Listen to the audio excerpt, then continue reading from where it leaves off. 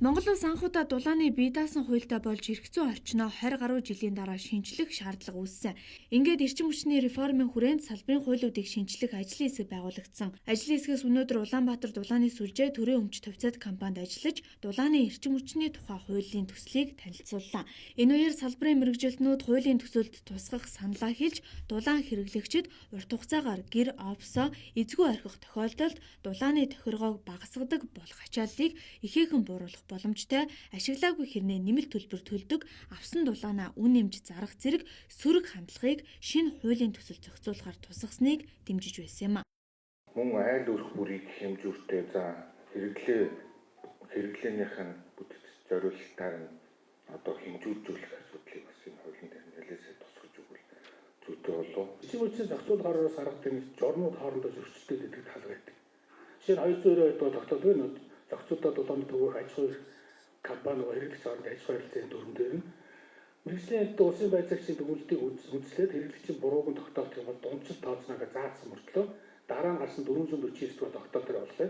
Тусгай шууртай компани хоорондоо тохироод дундчлаа тооцноо гэж заасан. Хамгаалтын зурвсыг гэрчлэгээжүүлэх.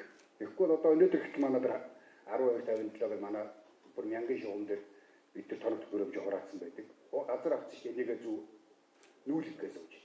Хамгаалтын зурвсыг хуулийн дээр бид нар өндрийн 110 200-ын шугамд хамгаалт захын шилцээс 20 м 10 м байна гэж заасан байдаг.